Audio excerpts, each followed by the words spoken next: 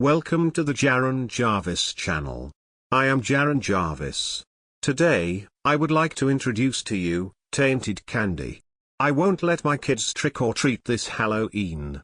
Not after what happened last year. Not when half the town's parents are still in mourning and every other week you see cribs and twin-sized beds by the curb for anyone to come by and pick up. They're stark reminders that the loss is cut deep around here. The pain's still there. And even if those wounds have started to heal for some, they'll always itch.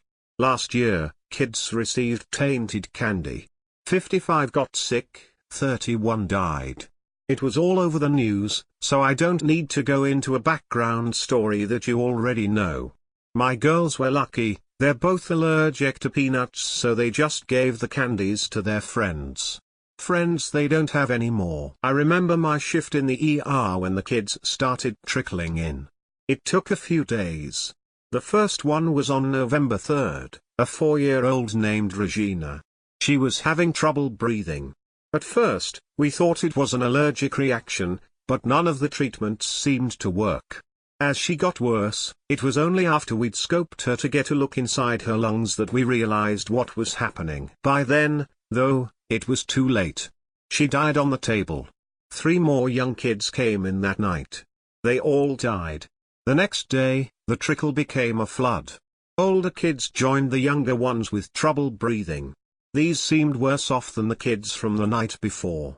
The initial symptoms had given way to the secondary ones before death, so we had to deal with the shock and terror they were experiencing as their condition progressed. The CDC representatives arrived not long after 10 more had died, and they were able to quickly trace the source to contaminated candy. The local chocolate producer was determined to be at fault, and a speedy investigation revealed exactly how the candies were contaminated. The business was shut down. The owners are still tied up in court cases for their negligence and refusal to comply with proper importation safeguards. Like I said, after a year, it's all still fresh in the minds of so many families. They'll go their whole lives associating the holiday with death and devastation, rather than fun and excitement. Out of respect for that, few yards are decorated for Halloween nowadays. There are some pumpkins on front steps, but no real displays. Well, there'd been one. A Japanese family who'd moved to town in August had been mostly unaware of the circumstances surrounding the tragedy. They'd bought the house across the street from me. Excited to celebrate Halloween in America for the first time, they decorated their front lawn with skeletons, pumpkins, monsters, and spiders. A couple neighbors visited the next day and carefully explained to them what had happened the year before. The decorations were down within an hour. It wasn't that anyone was truly angry that the decorations were there. Most of them were fine.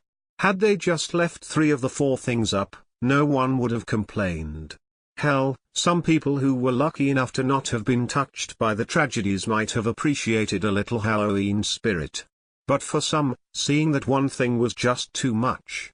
Even I, who hadn't lost anyone, cringed a little when I saw the setup. It made me think back to that night on November 3rd when Regina came in. I remembered the scope going down into her lungs.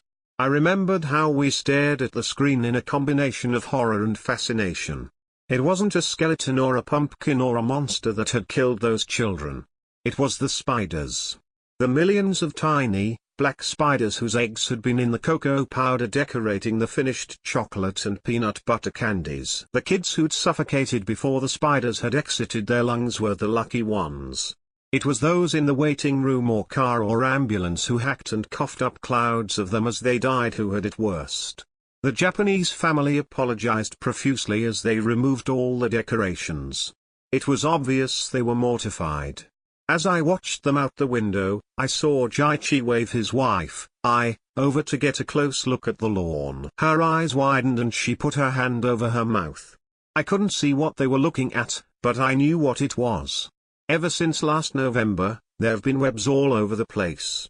They're small, only the size of a quarter, but immediately recognizable as being from the same Honduran spider that had been accidentally imported by the chocolate shop owners. The town's infested with them. I try not to get too close to the corners and eaves of my house because I know they're there. Harmless, but there. Just another cruel reminder. One of many. I haven't touched a piece of chocolate in over 350 days. I dread having to use the scope when I'm at work in the ER. And nearly every night I dream about how it all happened, only to jolt awake with the feeling of spiders squirming through my lungs and sinuses. More. F_R_.